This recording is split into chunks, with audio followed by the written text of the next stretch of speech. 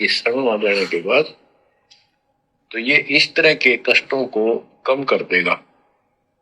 परमात्मा की महिमा भी ना सुने, भक्ति ना करें और काम में ज्यादा ध्यान दें, कभी नुकसान ना हो जाए। और वो करते करते हो जाता है, फिर घर के रहते ना घाट के। इसलिए काम अवश्य करो, पर इसमें नागा ना करो। परमात्मा की महिमा अवश्य सुनो और भक्ति डेली करो। क्या कह रहे हैं गुरुदेव भगवान? हमें शिक्षा के विषय में समझा रहे हैं कि वास्तव में असली शिक्षा क्या है। असली शिक्षा अंग्रेजी पढ़ लेना, जापानी पढ़ लेना, बहुत बड़ा कोई कोर्स कर लेना, बड़ी बड़ी डिग्रियां हासिल कर लेना, ये वास्तव में असली शिक्षा नहीं है, असली एजुकेशन नहीं है। ये शिक्षा पहले कहां थी? आज हम अपने आप को शिक्षित समझकर बड़ी बड़ी डिग्रियां लेकर जो एजुकेटेड मान चुके हैं, ये शिक्षा भाई और बहनों आज से 50 साल पहले कहां थी? क्या हमारे दादाजी, हमारे परदादाजी या उनके पिताजी, क्या वो पढ़े लिखे थे? क्या वो अक्षर ज्ञान युक्त थे? क्या उनके पास में कोई डिग्रियां थी? क्या उन्होंने BA, MBA, PhD कुछ कर रखी थी? कुछ नहीं कर रखी थी। फिर भी उनका जो जीवन था, आज आप और हम जो पढ़े लिखे हैं, डिग्रीधारी हैं, बड़ी बड़ी कंपनी में काम करते हैं, मोटा मोटा पैसा कमाते हैं, बड़े बड़े मकान में रहते हैं, बड़ी बड़ी गाड़ियों में चलते हैं, सारी सुविधा उपलब्ध हो रखी है। क्या इतनी सारी सुविधा और इतनी सारी पढ़ाई पढ़ने के बाद क्या हम अपने बुजुर्गों से अच्छा और शांति प्रिय जीवन जी पा रहे हैं? नहीं जी पा रहे। आज हम इतना पैसा कमाकर भी दुखी हैं, चिंता में हैं, टेंशन में हैं, सारा दिन भागा दौड़ लगी रहती है, फिर भी खर्चे पूरे नहीं होते। महीने वाले दिन जो तनख्वाह आती है उसका पता ही नहीं चलता 5 दिन बाद में कहां चली जाती है। आगे की चिंताएं सामने दिखाई देने लगती है। तो भाई और बहनों, इस शिक्षा की समाज को कोई आवश्यकता नहीं थी। ये शिक्षा ना सतयुग में थी, ना त्रेता युग में थी, ना द्वापर युग में थी, और ना ही कलयुग के प्रथम चरण में परमात्मा ने किसी को दी। केवल एक वर्ग विशेष को, जिनको हम लोग पंडित कहते हैं, ब्राह्मण कहते हैं, धर्मगुरु कहा करते हैं, केवल उस वर्ग विशेष को परमात्मा ने शिक्षित रखना अनिवार्य था। क्यों अनिवार्य था? धर्म शास्त्रों को जीवित रखने के लिए। परमात्मा ने जो चारों वेद लिखवाए, गीता जी लिखवाई, अन्य शास्त्र लिखवाए, इनमें जो अध्यात्म के विषय में ज्ञान लिपिबद्ध करवाया, इस ज्ञान को जीवित रखने के लिए, इस धार्मिकता को बनाए रखने के लिए परमात्मा ने एक वर्ग विशेष को, जिसको धर्मगुरु कहते हैं, ब्राह्मण कहते हैं। ब्राह्मण का मतलब कोई जाति नहीं, ब्राह्मण का मतलब होता है मार्गदर्शक, गुरु। केवल परमात्मा ने उस एक वर्ग विशेष को ही शिक्षित रखा, अन्य किसी को भी शिक्षा ग्रहण नहीं करने दी। इसके पीछे बहुत सारी रीजन है भाई और बहनों। तो एक ब्राह्मण विशेष को ही क्यों शिक्षा दी, उसके पीछे का रीजन तो आपको पता चल गया कि परमात्मा ने इन धर्मशास्त्रों में लिखी हुई जो सच्चाई है थोड़ा थोड़ा समाज में लागू करके रखनी थी, ताकि लोग धार्मिक बने रहें, भगवान की याद ताजा ताजा बनी रहे। क्योंकि वर्तमान में परमात्मा ने धरती पर आना था, इन्हीं धर्मशास्त्रों को खोल खोल के दिखाना था, अध्यात्म को समझाना था। इसलिए परमात्मा ने इन धर्मशास्त्रों को समाज में बनाए रखने के लिए एक ब्राह्मण वर्ग विशेष को शिक्षित रखा। अन्य आम नागरिकों को परमात्मा ने शिक्षा ग्रहण क्यों नहीं करने दी? इसके पीछे बहुत बड़ा रीजन है। अब देखो, जो अध्यात्म से अपरिचित लोग हैं, वो एक दूसरे के अंदर राग द्वेष ईर्ष्या ढूंढने लग जाते हैं। जैसे वर्तमान में जो शेड्यूल कास्ट के भाई हैं, वो जैसे इन ब्राह्मणों से बहुत ज्यादा ईर्ष्या करते हैं कि इन ब्राह्मणों ने हमेशा हम दलितों को नीचे रखा, हमारे को ऊपर नहीं आने दिया, हमारे को शिक्षा का अधिकार नहीं दिया, हमारे पूर्वजों को पढ़ने नहीं दिया। लेकिन ये कारण नहीं है, ये तो आपकी अज्ञानता है जो आप इस प्रकार की बातें कर रहे हैं। ये सारा खेल परमपिता परमात्मा का है, सतगुरु रामपाल जी का है। आम नागरिकों को परमात्मा ने शिक्षा ग्रहण करने के अधिकार से वंचित क्यों रखा? सतयुग में, त्रेता में, द्वापर में और आज से 50 साल पहले तक। रीजन ये था भाई और बहनों, यदि आम नागरिक भी शिक्षित हो जाता तो आम नागरिक फिर ये गीता भी पढ़ता, ये चारों वेद भी पढ़ता, क्योंकि शिक्षित हो जाता, उसको पढ़ना लिखना आ जाता, उसको संस्कृत भाषा का ज्ञान होता, उसको हिंदी अच्छे से पढ़ने आती, तो सारे धर्म ग्रंथों को ये पढ़ने लग जाते। और आज इस समय कलयुग की पिछली पीढ़ी में जो परमात्मा ने आना था हमें ज्ञान देने के लिए, तो इस समय सारे के सारे अपने आप में धर्म गुरु बन के बैठे होते, सारे के सारे अपने आप में ब्राह्मण पंडित बने बैठे होते। आज सतगुरु रामपाल जी का भगत बनकर कोई भी उनका ज्ञान ग्रहण करने के योग्य नहीं रहता। सारे के सारे कहते जी हम तो सर्वानंद है अपने आप में, हमें अच्छे से पता है गीता में क्या लिखा है। जैसे ये चंद ब्राह्मण लोग, ब्राह्मण कौन? धर्म गुरु, ये आचार्य, शंकराचार्य, मठाधीश जो गुरु पद पर बैठे हैं, जिन्होंने ठेका ले रखा है कि मैं गीतावादी हूं, मैं वेदवादी हूं, मैं त्रिवेदी हूं, मैं चतुर्वेदी हूं। आज ये लोग सतगुरु रामपाल जी के ज्ञान को स्वीकार कर रहे हैं क्या? ये कह रहे हैं हम तो जगत गुरु हैं, हम तो खुद ही गुरु हैं, हम तो दुनिया को ज्ञान दे रहे हैं, हमने किसी से ज्ञान लेने की जरूरत नहीं है। इसी प्रकार यदि भाई और बहनों पूरे समाज को परमात्मा अक्षर ज्ञान युक्त कर देते आज से पहले, तो सभी आज अपने आप में धर्मगुरु बन के बैठे होते। आज कोई भी संत रामपाल जी के ज्ञान को स्वीकार नहीं करता। तो आज से पहले आम जन को शिक्षा ना देने के पीछे इस परमपिता परमेश्वर जी का सबसे बड़ा रोल था, सबसे बड़ा हाथ था। तो असली शिक्षा क्या है? अब जिसको हम असली शिक्षा मान रहे थे, इस पढ़ाई को, लिखाई को, बीए को, एमए को, पीएचडी को, डिग्रियां, आज इंसान कितना दुखी है भाई और बहनों। इतनी शिक्षा ग्रहण करने के बाद भी, बड़ी बड़ी नौकरियां प्राप्त करने के बाद भी आज इंसान कितना दुखी है, कितना टेंशन में है, कितना कर्जे में है, कितनी चिंता में है, आत्महत्या कर रहा है इंसान इस भौतिकवादी जीवन से दुखी होकर। तो ये असली शिक्षा नहीं है। इस शिक्षा ने केवल हमारे को बिगाड़ दिया, हमारे को इस नकली शिक्षा ने हमारे को चतुर बना दिया। भाई बहन का प्रेम रहा नहीं, बाप बेटे का प्रेम रहा नहीं, यारी दोस्ती रिश्तेदारी केवल स्वार्थों के ऊपर आधारित हो गई। इंसान को केवल पैसा ही पैसा दिखाई दे रहा है। लोगों ने ठगने के कैसे कैसे तरीके अपना लिए, शिक्षित होकर, कंप्यूटर बनाकर साइबर ठग बन बैठे लोग। तो इस शिक्षा ने केवल इंसान को चतुर बनाया है, एक दूसरे से दूर किया है, दिलों में दूरियां पैदा की है, रिश्तेदारों में दूरियां पैदा की है, इंसान का इंसान के प्रति विश्वास उठ चुका है, केवल लोगों को स्वार्थ दिखाई दे रहा है। असली शिक्षा गुरुदेव ने बताई आध्यात्मिक शिक्षा, ये भक्ति मार्ग वाली शिक्षा, ये है असली शिक्षा। आप और हमें ये जो मनुष्य जन्म मिला है, ये सिर्फ और सिर्फ आध्यात्मिक शिक्षा को प्राप्त करके आत्मा का कल्याण करवाने के लिए मिला है। तो भाई और बहनों, असली शिक्षा है वर्तमान में जो सतगुरु रामपाल जी परमात्मा दे रहे हैं। ये जो शास्त्र अनुकूल शत भक्ति मार्ग वो लेकर आए हैं शतलोक से चलकर, ये है असली शिक्षा जो हमने भी ग्रहण करनी है, अपने बच्चों को भी ग्रहण करवानी है। हमारे बच्चे, क्योंकि आज से पहले तो देखो भाई और बहनों, आप और हमें ज्ञान नहीं था, हम भी दुनिया की देखा देखी भीड़ चाल में, भागा दौड़ में आगे बढ़ रहे थे। हमें भी केवल पैसा ही दिखाई देता था कि पैसा नहीं है तो कुछ भी नहीं है, ना इज्जत है, कुछ नहीं है। और बात भी सही है भाई और बहनों। ये तो सतगुरु रामपाल जी की शरण में आने के बाद, उनसे उपदेश लेने के बाद पता चला है इन बातों का कि वास्तव में हम कौन हैं, क्या हैं, करना क्या था, कर क्या रहे हैं, किस दिशा में जा रहे हैं, मनुष्य जन्म क्यों मिला है, हमारा ये मनुष्य जन्म प्राप्त करने का प्रयोजन क्या था, क्या है।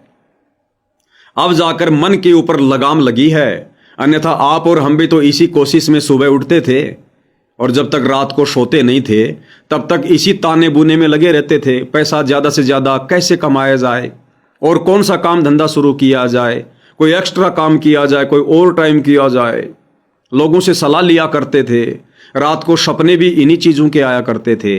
लेकिन अब गुरुदेव भगवान ने आकर हमारी आंखें खोल दी। हमारी भागादौड़ अन्य लोगों की तरह मिट गई है, समाप्त हो गई है। हमारा मन शांत हो गया है, क्योंकि हमें वास्तविकता का पता चल गया। हमें भविष्य के दर्शन करवा दिए गुरुदेव भगवान ने कि अगम निगम को खोज ले बुद्धि विवेक विचार, उदय अस्त का राज्य मिले तो भी बिना नाम बेगार।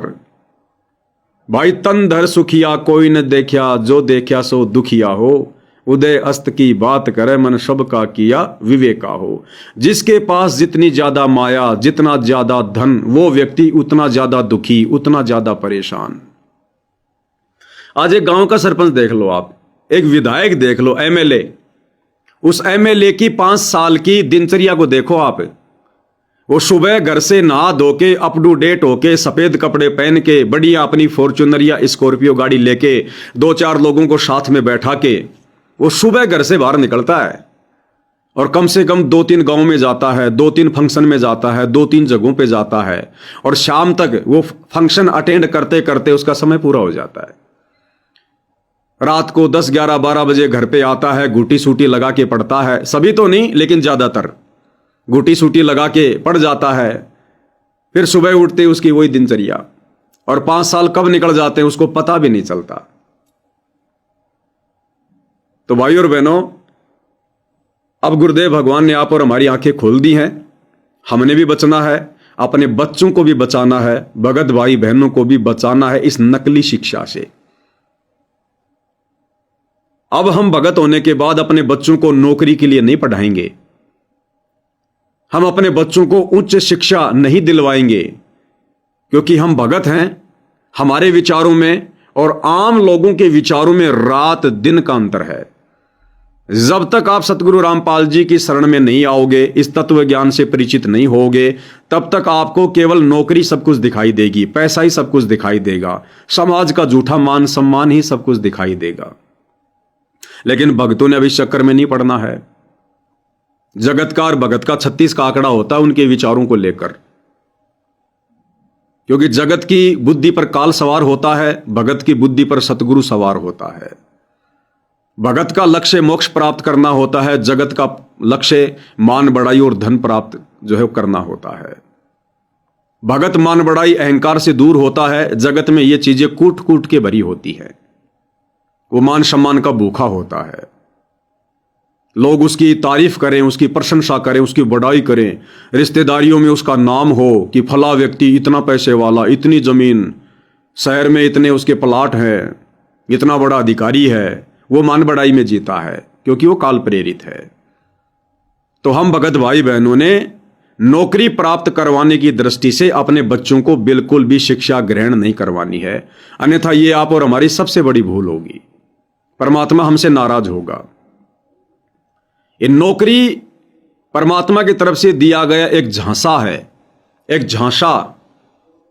अगर सतगुरु रामपाल जी इस शिक्षा के बदले अगर नौकरी का लड्डू ना फेंकते, तो आज कोई भी उनकी आत्माओं को नहीं पढ़ाता, कोई भी माता पिता अपने बच्चे को स्कूल नहीं भेजता, उन्हें अक्षर ज्ञान युक्त नहीं करवाता। अगर परमात्मा नौकरी का झांसा, नौकरी का लड्डू नहीं फेंके तो ये नौकरी रूपी लड्डू फेंकना बहुत जरूरी था, ताकि इस लड्डू के चक्कर में मेरी आत्माओं को उनके माता पिता पढ़ा दें, अक्षर ज्ञान युक्त करवा दें, ताकि जब 1994 के बाद मैं इन धर्मशास्त्रों को खोल खोल के दिखाऊंगा, तो शिक्षित होने के कारण मेरे बच्चे इन धर्मशास्त्रों को खोल खोल के भगवान को पहचान लेंगे, भक्ति को जान लेंगे। अब भाई और बहनों, हमने भगवान को जान लिया है, बच्चा बच्चा आज परमात्मा ने शिक्षित करवा दिया है। बूढ़ों को भी परमात्मा ने, बड़े बूढ़ों को भी परमात्मा ने 15-20 साल पहले गांव गांव में साक्षरता अभियान चलवाकर शिक्षित करवा दिया। अब आगे आवश्यकता नहीं है इस शिक्षा की ज्यादा, आगे केवल बेसिक शिक्षा, नॉर्मल शिक्षा। आप अपने बच्चों को ज्यादा से ज्यादा 10वीं क्लास, 10वीं भी मैं समझता हूं ज्यादा है, क्योंकि भाई और बहनों मैं आपको उतनी बातें बोलूंगा जिन बातों पर मैं अमल करता हूं। मैंने अपने बड़े लड़के को केवल 10वीं तक पढ़ाया, इससे ज्यादा नहीं। छोटे लड़के को केवल 7वीं क्लास। 2 भाई के बच्चे मेरे साथ में रहते हैं, वो तो शायद तीसरी या चौथी पढ़े होंगे बड़ी मुश्किल से। आवश्यकता ही नहीं है। क्या करेंगे पढ़ के? बर्बाद होंगे, बर्बाद। दुनियादारी में घुसेंगे, समाज में घुसेंगे। जितना बच्चा पढ़ता जाएगा उसके अंदर नए नए ख्वाब उत्पन्न होते जाएंगे। 8वीं पढ़ा लो, लास्ट 10वीं पढ़ा लो, बच्चे को अक्षर ज्ञान हो जाए, पढ़ना लिखना आ जाए, थोड़ा बहुत दुनियादारी का ज्ञान हो जाए। इससे ज्यादा बच्चों को आवश्यकता नहीं है पढ़ाई पढ़वाने की। उसके बाद बच्चा क्या करेगा? अगर ज्यादा पढ़ेगा तो 12वीं पढ़ेगा, BA पढ़ेगा तो क्या करेगा? टारगेट उसका क्या बनेगा? नौकरी। मैं डॉक्टर बनूं, मैं इंजीनियर बनूं, मैं फला फला बनूं, मैं ये बनूं। फिर क्या करूंगा बन के? पैसा कमाऊंगा, बड़ा मकान बनाऊंगा, बड़ी कोठी खरीदूंगा, बड़ी गाड़ी लेके आऊंगा। क्या करेगा भाई? क्या करेगा? इन चीजों का आवश्यकता ही नहीं है। हमें परमात्मा चाहिए था इस मनुष्य जन्म में, परमात्मा मिल गया, उसकी भक्ति मिल गई। अब जो चीजें आवश्यक होंगी वो परमात्मा देगा हमें, वो परमात्मा देगा। अरे जब वो राजाओं को राज दे रहा है, धनपतियों को धन दे रहा है, उनकी किसी जन्म की भक्ति के प्रतिफल में, तो हम तो वर्तमान में डायरेक्ट उनकी शरण में हैं। जब जिस चीज की आवश्यकता होगी, क्या परमात्मा हमें भरोसे रहने देगा? अरे सेठ कभी अपने बच्चों को किसी चीज के भरोसे रहने देता है क्या? तो हमारे गुरुदेव तो सावड़ सा सेठ हैं, जगत सेठ, कबीर सेठ। जहां हमें जिस चीज की आवश्यकता पड़ेगी परमात्मा आगे से आगे तैयार कर देगा। तो भाइयों और बहनों, हमने बच्चों को ज्यादा पढ़ाने की आवश्यकता नहीं है, वरना बच्चे बिगड़ेंगे, भगवान से दूर होंगे। जो मनुष्य शरीर की श्वासें और जो समय हमने भक्ति में लगाना चाहिए ज्यादा से ज्यादा, बच्चे रातों को आंखें फाड़ फाड़ के कोई गणित पढ़ेगा, कोई विज्ञान पढ़ेगा, कोई अकबर बीरबल की कहानियां पढ़ेगा। क्या काम आएंगी हमारे? आज आप और हमारे वो अकबर बीरबल की बातें क्या काम आ रही है, जिनको पढ़ पढ़ के हमने इतना समय बर्बाद कर दिया? क्या काम आई आज हमारे? वो गणित हमारे क्या काम आ रहा है? आज कैलकुलेटर में 2 मिनट में सारे काम होते हैं। आज मोबाइल में कैलकुलेटर है, गणित पढ़ने की जरूरत ही नहीं है। विज्ञान को पढ़ के हम क्या करेंगे जब हमने साइंटिस्ट ही नहीं बनना, हमने कोई खोज ही नहीं करनी। जिन जिन चीजों की आवश्यकता थी परमात्मा ने लोगों को प्रेरणा करके, शिक्षित करवा के सब चीजों के फॉर्मूले बनवा दिए, सब चीजों का आविष्कार करवा दिया। अब हमने और हमारे बच्चों ने यदि वैज्ञानिक बनना है तो इस भक्ति मार्ग का वैज्ञानिक बनना है। अरे इस भक्ति मार्ग में निष्कर्ष निकालो ना, गुरुदेव के सत्संगों का, गुरुदेव के शब्दों का, गुरुदेव की वाणियों का करो ना खुलासा। नित्य नियम में कितनी वाणियां हैं, संध्या आरती में कितनी वाणियां हैं, करो ना खुलासा। लाइव आओ, बताओ भगत भाई बहनों को, इसमें वैज्ञानिक बनो ना। यह है असली पढ़ाई जो हमें मोक्ष भी देगी, हमारे भाग्य में आने वाले संकटों को, कष्टों को भी समाप्त करेगी। और जो हमारे भाग्य में परमात्मा ने पहले नहीं लिखा होगा, इस पढ़ाई के कारण परमात्मा नया लेख लिख देगा। मासा घटे ना तिल बदे, विधाता लिखे जो लेख, साचा सतगुरु मेट कर ऊपर मार दे मेख। इस पढ़ाई के कारण, आध्यात्मिक पढ़ाई के कारण, सतगुरु की शरण में आकर ये आध्यात्मिक पढ़ाई पढ़ने के कारण, तो हमने अपने बच्चों को नौकरी के लिए तो बिल्कुल भी नहीं पढ़ाना है। और 8वीं 10वीं से ज्यादा बिल्कुल मत पढ़ाओ, अन्यथा परमात्मा नाराज होगा। दूसरा, प्राइवेट स्कूलों में मत पढ़ाओ बच्चों को बिल्कुल भी। आपको महंगी महंगी फीस भरने की कोई आवश्यकता नहीं है। हमने केवल बच्चे को अक्षर ज्ञान करवाना है, सरकारी स्कूल में भी हो जाता है। हमने बच्चों को कोचिंग वाचिंग नहीं करवानी, एक्स्ट्रा जो क्लास वगैरह लेते हैं वो नहीं दिलवानी हमने, क्योंकि आप और हमारा मकसद बच्चों से नौकरी करवाना नहीं है। ये नौकरी असंख्य जन्म हो गए, आपको करते हुए, मुझे करते हुए और हमारे बच्चों को करते हुए असंख्य जन्म हो गए। क्या मिला? गधे कुत्ते के शरीर मिले, लक 84 मिली। क्या मिला हमें? कुछ नहीं मिला। इस पढ़ाई से सब कुछ मिलेगा, सब कुछ। तो बच्चों को हमने ज्यादा महंगी स्कूल में नहीं पढ़ाना, महंगी महंगी फीस नहीं भरनी है, सरकारी स्कूल में भेज दो। और बच्चों को भी सख्त हिदायत दे दो, सख्त हिदायत कि भैया हमारी तरफ से तेरे ऊपर कोई दबाव नहीं है, कोई प्रेशर नहीं है। अगर तू फेल भी हो जाएगा हमें कोई गम नहीं है, लेकिन ये परमात्मा ने हमें जो पढ़ाई दे दी है, धार्मिक पढ़ाई, गुरु जी के मंत्र, सुमरण, सत्संग सुनना, गुरु की महिमा करना, इस पढ़ाई में अगर तू फेल हो गया तो मुझे बड़ा दुख होगा। उस नकली पढ़ाई में चाहे तू 5 बार फेल हो जा, कोई दिक्कत नहीं है, लेकिन असली पढ़ाई, शास्त्र अनुकूल शत भक्ति, भाई इसमें किसी भी चीज को नकार मत देना। अगर कभी तेरे मंत्र नहीं होंगे हमें बड़ा दुख होगा। जिस दिन तू सत्संग नहीं सुनेगा कम से कम 1 घंटे, हमें बड़ा दुख होगा। इस पढ़ाई को कंटिन्यू रख, जारी रख। यह सबसे बड़ी पढ़ाई है, सबसे बड़ी पढ़ाई, जिस पढ़ाई को पढ़ने के लिए परमात्मा ने हमें यह मनुष्य जन्म दिया है।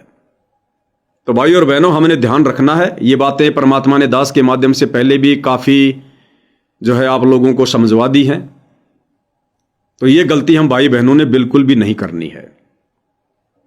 और आने वाला समय भाई और बहनों, आने दो, 2028 युग परिवर्तन निश्चित है। इससे पहले क्या क्या होगा आपको कई बार बता दिया गया, कितना विनाश होगा, संसार की कितनी जनसंख्या सिमट कर रह जाएगी। कौन करेगा नौकरी? कोई नहीं करेगा। आज ये पवन दास आपका गुरु भाई, मैंने बीए सेकेंड ईयर तक की है, बीए फाइनल का एग्जाम नहीं दे पाया क्योंकि मैं उल्टे रास्ते चल पड़ा था काल प्रेरणा से। जिस दिन मेरा एग्जाम था मैं कहीं रंगरेलिया मना रहा था, मुझे पता ही नहीं आज मेरा एग्जाम है क्या। शायद मुझे परमात्मा ने आगे नहीं पढ़ाना था। अगर मैं बीए पूरी कर लेता तो मैं स्पोर्ट्स लाइन से था। मैं 21 किलोमीटर दौड़ा करता था, राजस्थान यूनिवर्सिटी जयपुर। रोजाना 21 किलोमीटर तो मुझे दौड़ना पड़ता था।